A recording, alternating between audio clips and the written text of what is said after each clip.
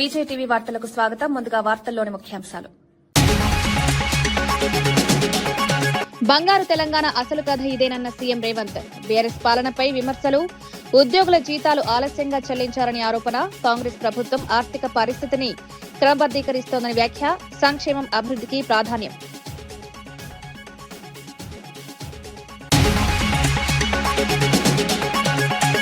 దళితులపై దాడులకు ప్రభుత్వం బాధ్యత వహించాలన్న నాగార్జున. రాజకీయ హింసపై మాజీ మంత్రి మండిపాటు. దళితుల దాడిపై చర్యలు. అధికార పార్టీ నేతలపై విచారణ జరపాలని డిమాండ్.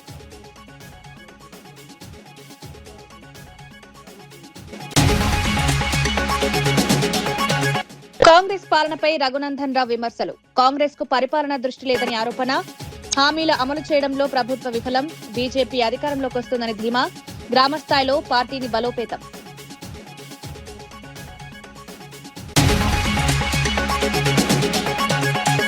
కేసీఆర్ అప్పులపై భట్టి విక్రమార్క విమర్శలు. బీఆర్ఎస్ హయాంలో భారీ అప్పులు. 2.5 భారీ అప్పులు తీర్చాల్సి వచ్చిందని వ్యాఖ్య. ఆ నిధులు రైతులకు అభివృద్ధికి వినియోగించేలాగాలని వెల్లడి.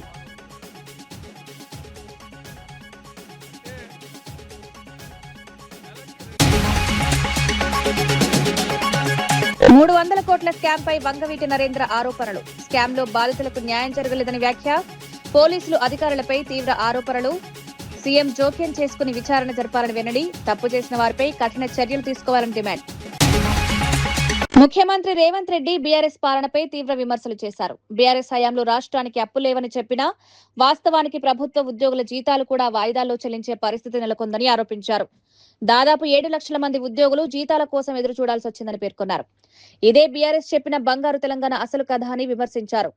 కాంగ్రెస్ ప్రభుత్వం అధికారంలోకి వచ్చిన తర్వాత ఆర్థిక పరిస్థితిని క్రమబద్దీకరిస్తూ ఉద్యోగులకు, రైతులకు సంక్షేమ పథకాలకు ప్రాధాన్యమిస్తోందన్నారు. ప్రజలకు ఇచ్చిన హామీల అమలుపై ప్రభుత్వం కట్టుబడి ఉందని, గత పాలనలో జరిగిన ఆర్థిక వ్యవస్థను సరిదిద్దుతూ అభివృద్ధి దిశగా ముందుకు సాగుతున్నామని సీఎం రేవంత్ రెడ్డి స్పష్టం చేశారు. నేను ఒక మాట చెప్పిన మంత్రులందరి అనుమతితో అసలు పూర్తిగా మన రాష్ట్రం ఎంత అప్పు ఉంది, ఏ విధమైన అప్పు ఉంది, ప్రభుత్వం ప్రత్యక్షంగా తెచ్చుకున్న అప్పేంది, వివిధ కార్పొరేషన్ల మీద తెచ్చుకున్న అప్పేంది, వివిధ శాఖల మీద తీసుకొచ్చిన అప్పేంది, ఎన్ని రకాల అప్పులు తెలంగాణ రాష్ట్ర ప్రభుత్వం మీద ఉన్నాయో లెక్కలు తీయండి. ఆర్థిక శాఖలో పనిచేస్తున్న అధికారులను పిలిచి కూర్చోబెట్టండి. ఒక శ్వేత పత్రాన్ని శాసనసభలో ప్రవేశపెట్టి తెలంగాణ ప్రజలకు పూర్తి వివరాలు అందిద్దామని మేము ప్రయత్నం చేసినాం. ఇక తవ్వుతున్న కొద్దీ గుట్టల కొద్దీ అప్పులు బయటపడ్డాయి. అప్పులే కాదు, అందిన కాడికల్లా చేబదులు తీసుకొచ్చి 7 తారీఖు నాడు నేను బాధ్యత తీసుకొని ఆఫీస్కి వచ్చి చీఫ్ సెక్రటరీ గారిని పిలిచి ఈ నెల మీ జీతం వచ్చిందా అని అడిగిన. మా జీతం ఎక్కడిది సార్, నెల చివరికి కానీ వచ్చే పరిస్థితి లేదు, అది కూడా ఇన్స్టాల్మెంట్లలో ఇస్తున్నారు సార్. వెనకటికి ఎప్పుడో మేము టీవో ఫ్రిడ్జో కొనుక్కునేది ఇన్స్టాల్మెంట్లలో, ఇప్పుడు మా ప్రభుత్వ ఉద్యోగులకు 7 లక్షల మందికి మాకు ఇన్స్టాల్మెంట్లలో జీతాలు ఇస్తున్నారని చెప్పిండు. అదేందా ధనిక రాష్ట్రం, ప్రభుత్వ ఉద్యోగులకు కూడా జీత భత్యాలు ఇవ్వలేని పరిస్థితి అంటే ఇది ఇయ్యాలిగా సార్, ఆయల్లటి నుంచి గిట్లనే ఉంది.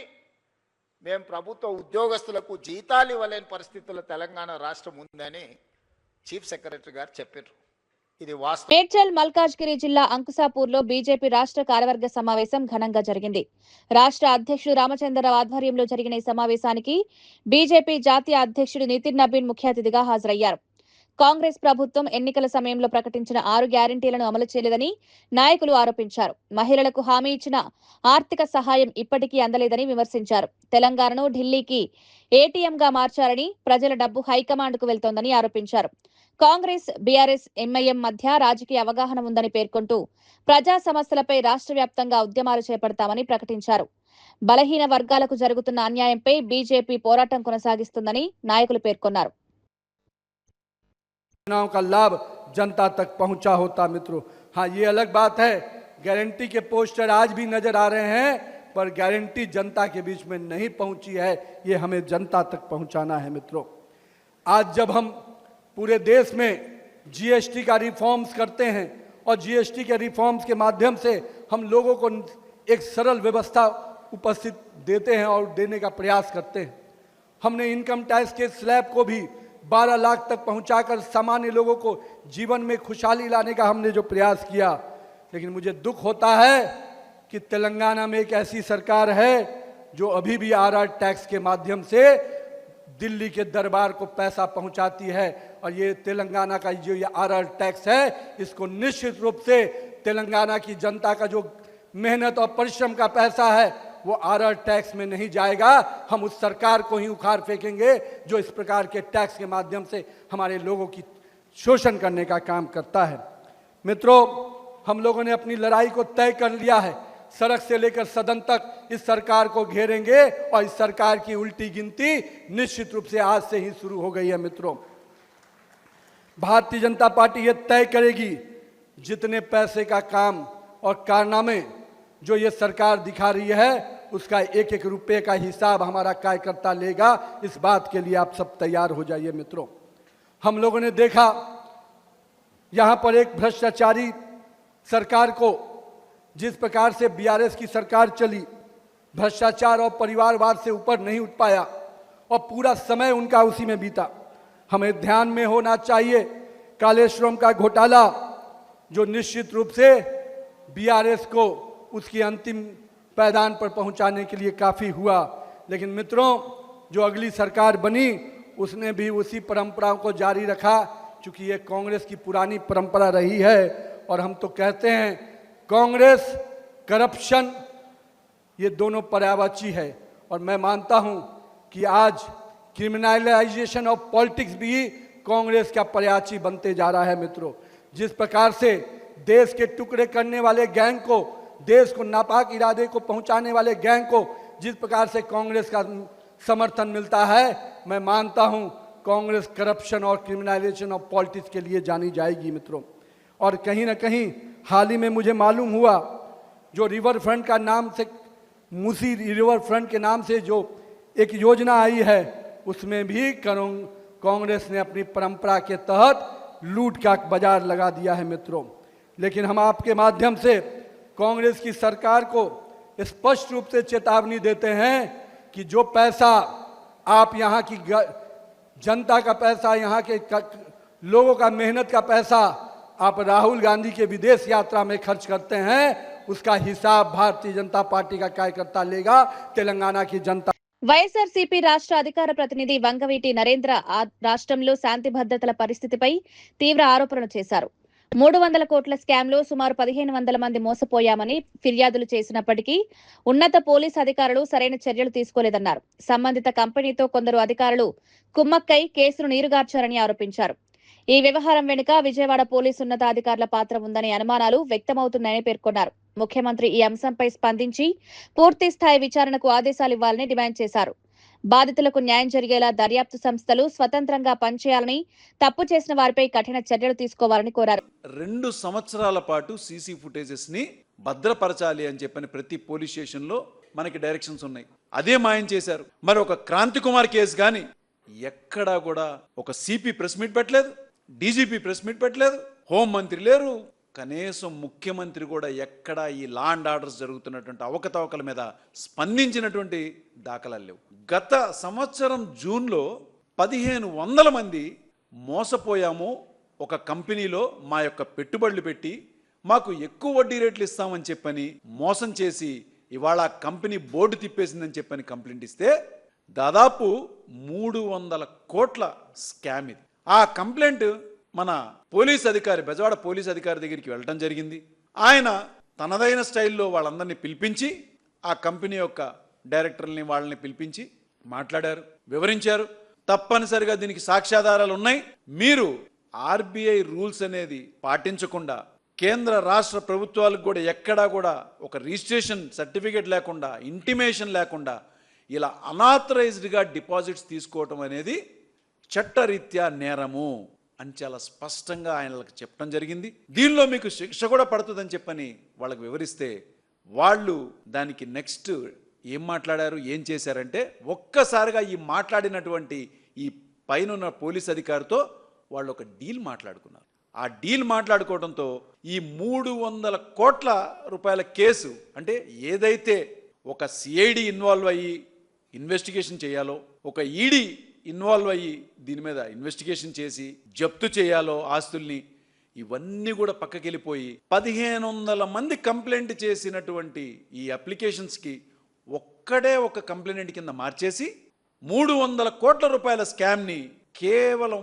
53 లక్షల రూపాయలకి తీసుకొచ్చి ఇది ఒక పోలీసుల యొక్క అందుబాటులోనే ఉండే విధంగా దీన్ని మొత్తాన్ని మసిపూసి మారేడుకాయ చేసినటువంటి ఘనత ఈ Bezawada boss, Bezawada police boss అని వాళ్ళ పిలువబడుతున్నటువంటి మన బిగ్ బాస్ ఎవరో అతి త్వరలోనే మనకి బయటకు వస్తుంది. మార్గదర్శి చిట్ ఫండ్స్ లో మాజీ మంత్రి మేరుగు నాగార్జున రాష్ట్రంలో జరుగుతున్న రాజకీయ హింసపై తీవ్ర విమర్శలు చేశారు.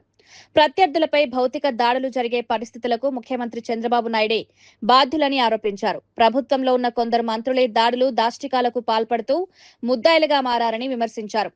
టీడీపీ నాయకుల ప్రోత్సాహంతో దళితులపై అఘాయిత్యాలు జరుగుతున్నా పోలీసులు చర్యలు తీసుకోవడం లేదన్నారు. చట్టం అందరికీ సమానంగా అమలవ్వాలని, అధికార పార్టీ నాయకులపై కూడా నిష్పాక్షిక విచారణ జరగాలని డిమాండ్ చేశారు. కూటమి పాలనలో శాంతి భద్రతలు, దానికన్నా ముందు ఈ రాష్ట్రాన్ని, దేశాన్ని పరిపాలన చేయటానికి, ఈ వ్యవస్థను కాపాడటానికి రాజ్యాంగం ఎంత అవసరమో ఆ రాజ్యాంగానికి లోబడి ఏ పొలిటికల్ పార్టీ అయినా నడవాల్సిన పరిస్థితి ఉంది. ఏ ముఖ్యమంత్రి అయినా దానికి లోబడి పరిపాలన చేయాలి. ఇంతకుముందు చాలా మంది ముఖ్యమంత్రులుగా చూసాం. చాలా ప్రభుత్వాలు ఈ దేశాన్ని, రాష్ట్రాన్ని పరిపాలించినాయి. కానీ మున్నెన్నడూ లేని విధంగా ఆంధ్రప్రదేశ్లో హత్యలు, అఘాయిత్యాలు, అమానుషాలు, దాడులు, వెలివేతలు కోకొల్లగా జరుగుతూ ఉన్నాయి. నీకు నాకు తేడా లేకుండా సామాజిక అసమానతలు రెచ్చగొట్టే విధంగా ఈరోజు ఈ రాష్ట్రంలో పరిపాలన జరుగుతూ ఉందని చెప్పడానికి ఇందాక చూపించినటువంటి అనేకమైన వీడియోలు సాక్ష్యం. దాంతో పాటు పరిపాలన చేసేవాడే రాజే ఒక ఆలోచన, ప్రత్యర్థుల మీద ఏ విధంగా, వ్యతిరేకుల మీద ఏ విధంగా, నీ వారు నా వారిని చూసుకుంటూ పరిపాలన చేస్తూ నీకు కాని వారి మీద దాడులు చేయించే పరిస్థితి రాష్ట్రంలో తీసుకురావటానికి ప్రధాన వ్యక్తి ఎవరో కాదు, చంద్రబాబు నాయుడు గారి. ఆయన పరిపాలనే దుర్లభమైన పరిపాలన. దాడులు చేయించాలని ఒక తృష్ణ ఆయన యొక్క రాజకీయాల్లోనే ఇమిడి ఉంది. శ్రీకాకుళం జిల్లా నుంచి తీసుకుందాం.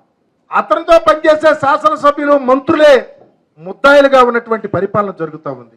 శ్రీకాకుళం జిల్లాలో అయితే కోన రవికుమార్ అనే ఒక శాసనసభ్యుడు ఒక దళిత ప్రిన్సిపల్ని వేధిస్తే ఈ రోజుకి కేసు పెట్టలా. అదేవిధంగా ప్రక్క జిల్లాలో, విజయనగరం జిల్లాలో పేదవారి మీద, ఎస్సీలు, బీసీల మీద వాళ్ళ భూములు లాక్కొని అఘాయిత్యాలు చేస్తే అక్కడ ఉన్నటువంటి మంత్రుల యొక్క ప్రోద్బలంతో ఎక్కడ కేసులు లేవు.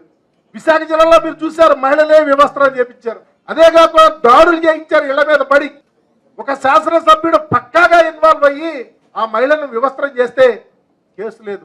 పెందుర్తి మండలం జర్రిపోతులపాలెంలో. ఇక ప్రక్కకొద్దాం, ఎంత పలికెడిది భాగవతమట, పలికించడు వాడు రామభద్రుడట, నే పలికిన బవహరమైనని రామభద్రుడు పలికిస్తే ఎన్నన్నా చేస్తారు. పలికెడిది చంద్రబాబట, పలికించడి వాడు చంద్రబాబు. కాబట్టి పరిపాలన అంతా ఈ దాడులతో. స్వయాన ఉప ముఖ్యమంత్రి ప్రాతినిధ్యం వహిస్తున్నటువంటి పిఠాపురంలో దళితుల్ని వెలివేస్తే, ఆ ఊరినే వెలివేస్తే ఆయన నోరు బెదపలా, చంద్రబాబు కేసు పెట్టలా.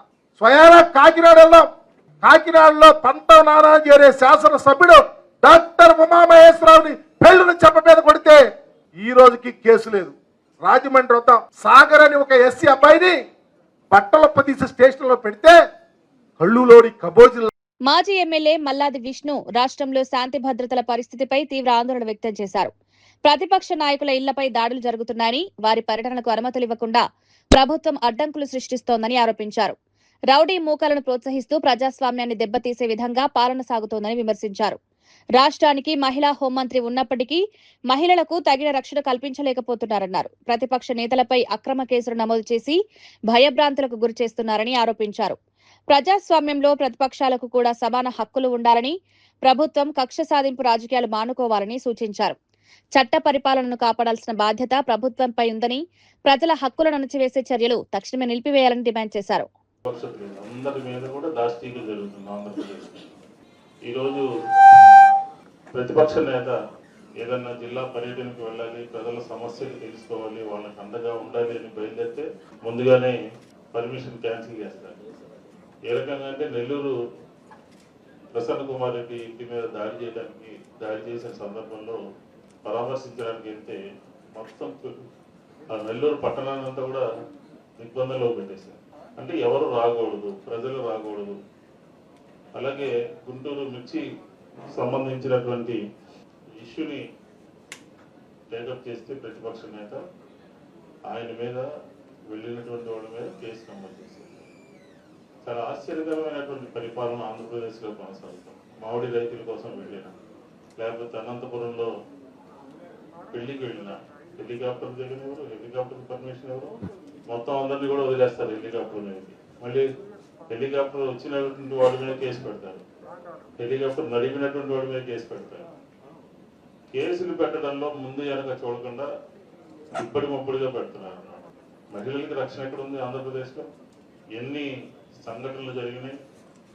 హోమ్ మినిస్టర్ మహిళ అయి ఉండి మహిళలకి రక్షణ లేకపోతే ఇంకా ఎవరికి చెప్పుకుంటారు? ఉదాహరణకి మత్స్య మహిళలో జరిగినటువంటి సంఘటన ఇంతవరకు ఆ బాడీ కనపడలే. మళ్ళీ ఆ పక్క జిల్లాలోనే ఒక మహిళకి 15 రోజుల పాటు తెలుగుదేశం వాళ్ళందరూ కూడా అత్యాచారం చేసి గర్భిణీ ధారిస్తే శాంతి భద్రతలు తగ్గాయండి ఆంధ్రప్రదేశ్లో. నెట్లో రిపోర్టు సబ్మిట్ చేస్తా ఉన్నారు, ప్రజలకి చెప్తా ఉంది. ఒక జిల్లా అధ్యక్షుడు అయినటువంటి అంబట రాంబాబు మీద ఇంటి మీద దాడి చేయాలి, అలాగే మాజీ మంత్రి జోగి రమేష్ ఇంటి మీద దాడి చేయాలి.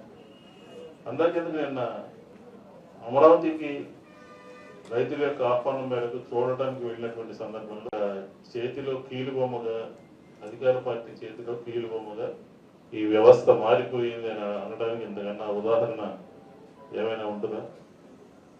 విజయవాడ నగరంలో, విజయవాడ నగరమే లేదు ఆంధ్రప్రదేశ్లో ఎక్కడ కూడా ప్రజల యొక్క, పౌరుల యొక్క హక్కుల్ని కాపాడేటటువంటి పరిస్థితి లేదు. ఈరోజు చూస్తున్నాం మనం, ప్రతి జంక్షన్లోనూ కూడా వందల కేసులు రాస్తా ఉన్నారు. ప్రతి జంక్షన్లోనూ కూడా పోలీసులు వ్యవహార శైలి ఎట్లా ఉంటుంది? అలా రూల్ ఫాలో అవ్వాలని చెప్పేటటువంటి వాళ్ళు విజయవాడ నగరంలోనే ఒక పోలీస్ స్టేషన్లో 40 రోజుల పాటు ఒక వ్యక్తి అదే పోలీస్ స్టేషన్లో చిత్రహింసలకు గురి చేసి, చంపేసి, సీసీ ఫుటేజీలు మాయం చేసి, బస్ స్టాండ్లో అనాథ శవంగా మార్చి, బస్ స్టాండ్ నుంచి శ్మశానానికి తరలించి అక్కడ క్రిమేషన్ చేసి, మొత్తం 40 రోజుల పాటు కింద టాప్ టు బాటం మాట్లాడకుండా హోంశాఖ మౌనం వహించింది అని అంటే ఆంధ్రప్రదేశ్లో శాంతి భద్రతలు ఉన్నాయా లేదా? వాడు అతను ఎటువంటి వాడైనా కావచ్చు. ప్రాణం, ఎవరు మీకు ప్రాణం తీయటానికి ఎవరు రైట్ ఇచ్చారు? ఎవరు హక్కు? మీకేం ఉన్నటువంటి హక్కు ఏంటి? తల్లి డీజీపీ గారికి ఆన్లైన్లో కంప్లైంట్ ఇస్తే దాన్ని విజయవాడ కమిషనరేట్కి పంపిస్తే దాని మీద చర్యలు ఉండవు, చర్యలు తీసుకోరు. కళ్ళు మూసుకుని ఉంది ఆంధ్రప్రదేశ్లో పోలీసు వ్యవస్థ. అందాకెందుకు ఒంగోలులో చిన్నమల్లయ్య ఒక సిఐని డిస్మిస్ చేసింది ఈ ప్రభుత్వం, ఇక్కడ నాగరాజుని అరెస్ట్ చేసింది. వాళ్ళ ప్రభుత్వంలోనే పోలీసుల యొక్క, అధికారుల యొక్క దాష్టీకాలు విపరీతంగా ఇబ్బడిముబ్బులుగా పెరిగిపోతే కాన్వర్ట్ పొజిషన్లో వాళ్ళు చేస్తున్నారు. అంటే ఆంధ్రప్రదేశ్లో శాంతి లేదు, భద్రత లేదు అనే దానికి ఉదాహరణ అని చెప్పి ఈ సందర్భంగా రాజకీయ కోణంలో వైఎస్ఆర్ కాంగ్రెస్ పార్టీ ప్రభుత్వంలో ఐఏఎస్లు, ఐపీఎస్లు, రకరకాల హోదాల్లో పనిచేసినటువంటి 12 మంది మీద నిర్దాక్షిణ్యంగా పోలీసులతో కేసులు పెట్టించి సస్పెండ్ చేయించి పక్కన పడేస్తా ఉన్నాం. ఈరోజు ఆంధ్రప్రదేశ్లో ఏం రాజ్యం నడుస్తూ ఉంది? ఆంధ్రప్రదేశ్లో పోలీసు రాజ్యం నడుస్తూ ఉంది, నిరంకుశ పరిపాలన నడుస్తూ ఉంది అని చెప్పి ఈ సందర్భంగా చెప్తాను. కాబట్టి రోజు ఇక్కడ సమావేశమైనటువంటి వాళ్ళందరూ కూడా కూలంకషంగా ఈ ప్రభుత్వం మీద శాంతి భద్రతల వైఫల్యంలో ఒక ఛార్జ్షీట్ తయారు చేయాలని చెప్పిన కాకుమాన్ రాజశేఖర్ గారిని మేము సవినయంగా కోరుతాం. దాన్ని ప్రజలకు తెలియజేయాలి ఏ రకమైనటువంటి. అలాగే గంగమ్మ, గాదే సాయి కుమార్, అలాగే మన కోల్పోగు వెంకటేశ్వర గారికి సంబంధించిన క్రాంతి కుమార్ నిన్న చూసాం. కైకులూరులోనే ఎక్కడో భార్యాభర్త తగాదా భార్యాభర్త తగాదంతా కూడా అతను కూడా నవీన్ కుమార్ అనుకుంటా పేరు, అతను కూడా ఆత్మహత్య చేసుకున్నాడు నవీన్. ఎందుకు అంత ఎక్స్ట్రీమ్ గా మీరు వెళ్ళాలి? కేంద్ర మంత్రి బండి సంజయ్ చేసిన వ్యాఖ్యలకు తెలంగాణ మంత్రి పొన్నం ప్రభాకర్ ఘాటుగా స్పందించారు. రాష్ట్రంలో ఒక్క కార్పొరేటర్ కూడా లేని బీజేపీ వరంగల్ మేయర్ పదవిని ఎలా గెలుస్తామని చెప్తోందని ప్రశ్నించారు. కేంద్రంలో 12 ఏళ్లుగా అధికారంలో ఉన్న మోదీ ప్రభుత్వం తెలంగాణకు చేసిన అభివృద్ధి ఏమిటో ముందుగా ప్రజలకు వివరించాలని డిమాండ్ చేశారు. రాష్ట్ర ప్రభుత్వంపై విమర్శలు చేసే ముందు కేంద్ర ప్రభుత్వం ఇచ్చిన హామీల అమలు గురించి సమాధానం చెప్పాలన్నారు. తెలంగాణ అభివృద్ధికి కాంగ్రెస్ ప్రభుత్వం కట్టుబడి పనిచేస్తోందని, ప్రజల మద్దతు తమకే ఉందని పేర్కొన్నారు. హుస్నాబాద్ లో చూసినా, అన్ని జాగాలు చూసినా, కరీంనగర్ కూడా నేనేం అడుగుతున్నా, మా కార్పొరేషన్ కౌన్సిలర్లు కార్పొరేటర్లు అవసరంలే, మేము మేయర్ గెలుస్తామంటున్నది. ఎట్లా గెలుస్తారో నాకు అర్థం కాలే. మాకు మొత్తం కార్పొరేటర్ సీట్లు గెలవాలని మేము కోరుకుంటున్నాం. దానికి అనుగుణంగా వరంగల్, హనుమకొండ, కాజీపేటకు సంబంధించి అన్ని రకాల అభివృద్ధి కొరకు ముఖ్యమంత్రి గారు హైదరాబాద్ తర్వాత వరంగల్ అభివృద్ధి చేయాలనే తలంపుతోటి అనేక నిర్ణయాలు తీసుకుంటా ఉన్నాం. మీరు ప్రత్యక్షంగా చూస్తూ ఉన్నారు. ఇవాళ ఎయిర్పోర్ట్ కావచ్చు, అండర్ గ్రౌండ్ డ్రైనేజ్ కావచ్చు, స్మార్ట్ సిటీ కావచ్చు, డంప్ యార్డ్ కావచ్చు, హౌసింగ్ కావచ్చు, అక్కడ పడేటువంటి ఎడ్యుకేషన్ ఇన్స్టిట్యూషన్స్ కావచ్చు, అనేకమైనటువంటి ఇలా కార్యక్రమాలను కొనసాగించి ముందుకు పోతున్నటువంటి మేము 10 సంవత్సరాలు 12 ఏళ్ళు భారతీయ జనతా పార్టీ అధికారంలో ఉండి ఎన్నికల కొరకు వచ్చి ఇలా వరంగల్ మీటింగ్ పెడుతూ ఉన్నారు. జవాబు చెప్పమంటున్నా, ముక్కు భూమికి రాయాలంటున్నా. అసలు మీరు ఇవాళ తెలంగాణకు ఎరువులు రాకపోవడానికి కారణం మీరు కాదా అని అడుగుతా ఉన్నాం. తెలంగాణకు సంబంధించిన నిధులు రాకపోవడానికి మీరు కారణం కాదని అడుగుతున్నాం. టీపీసీసీ అధ్యక్షుడు మహేష్ కుమార్ గౌడ్ రైతు భరోసా పథకంపై ప్రతిపక్షాలు చేస్తున్న విమర్శలకు ఘాటుగా స్పందించారు. కాంగ్రెస్ ప్రభుత్వం రైతుల పక్షాన నిలబడి ఎన్నికల్లో ఇచ్చిన హామీలను అమలు చేస్తోందన్నారు. రైతులకు సన్నాల పంటకు బోనస్ అందించడంతో పాటు ఏకకాలంలో 2 లక్షల వరకు రుణమాఫీ చేసి చరిత్ర సృష్టించిందని పేర్కొన్నారు. రైతుల సంక్షేమానికి ప్రభుత్వం అత్యధిక ప్రాధాన్యమిస్తోందని, ప్రతిపక్షాలు వాస్తవాలను వక్రీకరిస్తూ ప్రజల్లో అపోహలు సృష్టిస్తున్నాయని విమర్శించారు. రైతుల అభ్యున్నతే కాంగ్రెస్ ప్రభుత్వ లక్ష్యమని, భవిష్యత్తులో కూడా వ్యవసాయ రంగాన్ని మరింత బలోపేతం చేసే కార్యక్రమాలు కొనసాగిస్తామని స్పష్టం చేశారు. 6,000 ఎకరం చొప్పున ప్రభుత్వం విడుదల చేస్తున్నటువంటి శుభ సందర్భం ఇది. ప్రతిపక్షాలు విమర్శలన్నీ కూడా తిప్పికొడుతూ మేము రైతుల పక్షాన ఉన్నాము, రైతుల కోసం ఈ ప్రభుత్వం, ఈ పార్టీ ఎంత దూరమైన పోతుంది అని చెప్పడం ఇవాళ జరుగుతున్నటువంటి కార్యక్రమం నిదర్శనం. ముఖ్యమంత్రి గారు వల్ల విడుదల చేస్తున్నటువంటి రైతు భరోసా రుణం కొన్ని లక్షల మందికి ఇది ఆర్థిక సాయం అందుతుంది. రైతుల సంక్షేమం కాంగ్రెస్ పార్టీ ధ్యేయం. రైతులు, కార్మికులు, నిరుద్యోగులు అందరి కోసం పనిచేస్తున్న పార్టీ కాంగ్రెస్ పార్టీ. దేశంలో ఎక్కడా లేని విధంగా సన్న బియ్యాల మీద బోనస్ ఇచ్చిన చరిత్ర కాంగ్రెస్ పార్టీది. ఏకకాలంలో 2 లక్షల వరకు రుణమాఫీ, అంటే దాదాపు 23,000 కోట్లు ఏకకాలంలో రుణమాఫీ చేసిన ఘనత కాంగ్రెస్ పార్టీది. గతంలో 10 ఏళ్ళు ఊరడించి వాళ్ళు 10-12 కోట్ల కన్నా ఇవ్వలే. మేము ప్రభుత్వం వచ్చిన 7-8 మాసాల్లోనే దాదాపు 23,000 కోట్ల రూపాయలు రైతులకు రుణమాఫీ చేసిన చరిత్ర కాంగ్రెస్ పార్టీది. మా ప్రభుత్వం, మా పార్టీ రైతన్నకు వెన్నుదన్నుగా ఉంటుందని చెప్పడానికి ఇవాళ హైదరాబాద్లో జరుగుతున్నటువంటి సమావేశం, నిడుదల విడుదల. నేను కాంగ్రెస్ పార్టీ తరఫున రాష్ట్ర ముఖ్యమంత్రికి, రాష్ట్ర కేబినెట్ మంత్రులకి, ప్రభుత్వ యంత్రాంగానికి కృతజ్ఞతలు తెలుపుతున్నాను. Deputy CM Bhatti Vikramarka BRS ప్రభుత్వ హయాంలో తీసుకున్న అప్పులపై తీవ్ర విమర్శలు చేశారు. కేసీఆర్ 10 ఏళ్ల పాలనలో రాష్ట్రంపై 8 లక్షల కోట్ల అప్పుభారం మోపారని ఆరోపించారు. అందులో 2.08 లక్షల కోట్లను కేవలం 2.5 ఏళ్లలోనే అసలు వడ్డీల రూపంలో చెల్లించాల్సి వచ్చిందన్నారు. ఆ భారీ అప్పులు లేకపోయి ఉంటే ఆ నిధులను రైతుల సంక్షేమానికి, అభివృద్ధి కార్యక్రమాలకు వినియోగించే అవకాశం ఉండేదన్నారు. కేటీఆర్, హరీష్ రావు చేస్తున్న ఆరోపణలు వాస్తవాలకు విరుద్ధమని, ప్రజలను తప్పుదారి పట్టించే ప్రయత్నమేనన్నారు. సంవత్సరానికి 30,384 కోట్లు మాత్రమే ఖర్చు పెట్టారు. దానికే ఏదో గొప్పలు మేము రైతుల కోసం చేసినట్టుగా మాట్లాడుతూ మమ్మల్ని నిందిస్తూ ఉంటే, చేసినటువంటి పనులు కూడా మనం స్పష్టంగా చెప్పలేకపోతున్నాం అనేటువంటి ఆలోచన కలిగి తప్పనిసరిగా రైతులందరికీ ఈ విషయాలు తెలియాలనేటువంటి ఆలోచనతోనే నేను ఈ లెక్కలు చెప్తా ఉన్నాను. కేవలం 2.5 సంవత్సరాల్లో మేము 1,56,496 కోట్ల రూపాయలని రైతుల కోసం ఖర్చు పెట్టాం. నెలకి వాళ్ళు 2,532 కోట్లు ఖర్చు పెడితే 5,217 కోట్ల రూపాయలని ప్రతి నెల రైతుల కోసం మేము ఖర్చు పెట్టాం. సంవత్సరానికి వాళ్ళు 30,000 కోట్లు ఖర్చు పెడితే మేము 62,604 కోట్ల రూపాయలు, అంటే వాళ్ళు ఖర్చు పెట్టిన దానికి డబల్, రెండింతలు మేము ఖర్చు పెట్టి రైతులకు వేస్తూ వచ్చాం. రైతు భరోసా పథకంపై మంత్రి తుమ్మల నాగేశ్వరరావు కీలక వ్యాఖ్యలు చేశారు. రైతు భరోసా అంటే భూమి కలిగి ఉండడమే కాకుండా పంట సాగు చేసే రైతులకు అందించే పంట భరోసా అని స్పష్టం చేశారు.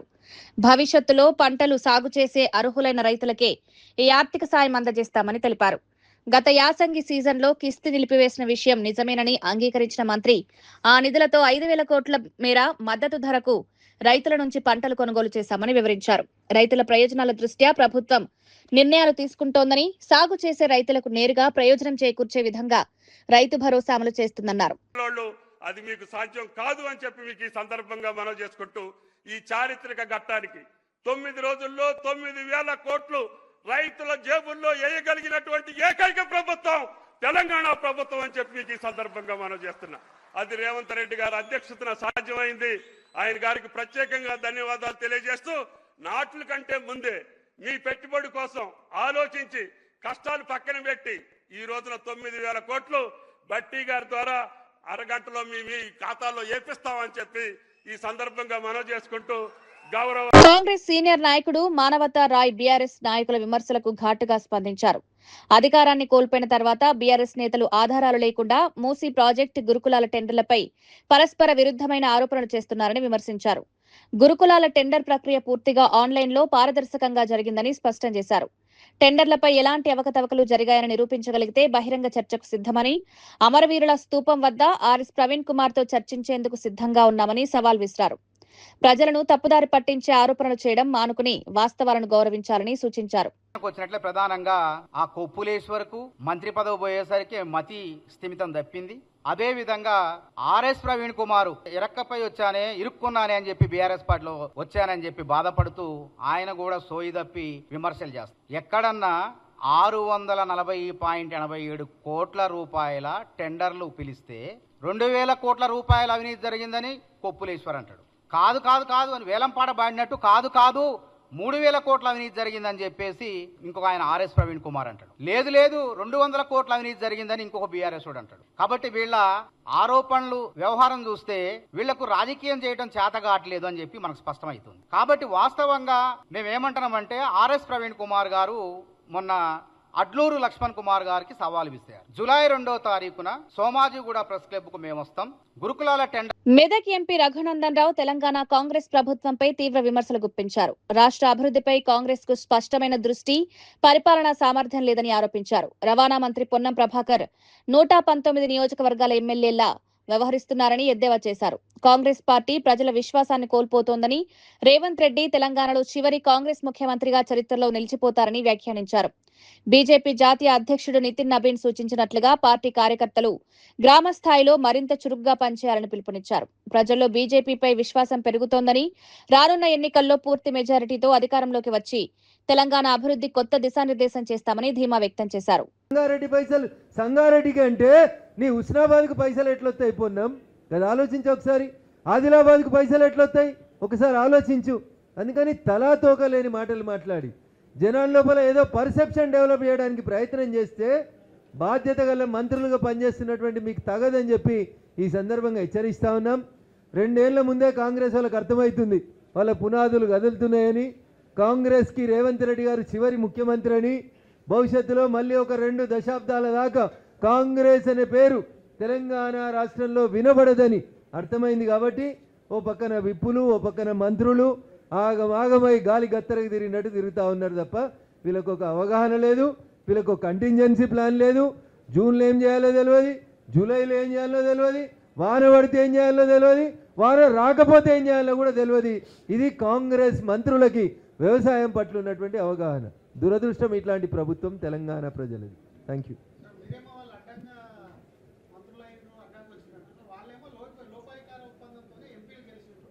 లోపాయికార ఒప్పందం లేకపోతే అసలు ఎంపీలు కాదు కదా, ఎవరు గెలవరు, వీళ్ళు ఇక్కడ అధికారంలోకి ప్రజల తీర్పును ప్రతిసారి తప్పు చేసి తప్పుగా దిగజార్చి మాట్లాడడం అనేది కాంగ్రెస్ పార్టీకి అలవాటు. కాంగ్రెస్ ఏ రోజు కూడా ప్రజా తీర్పును గౌరవించలేదు. గౌరవిస్తే ఈ దేశ తొలి ప్రధానిగా ఉన్న జవహర్లాల్ నెహ్రూ గారు ఇవాళ వాళ్ళ పక్కన కూర్చుంటున్నటువంటి కమ్యూనిస్టు ప్రభుత్వాన్ని ఆర్టికల్ 356 ఉపయోగించి మొట్టమొదటిసారి కూలదోయాడు.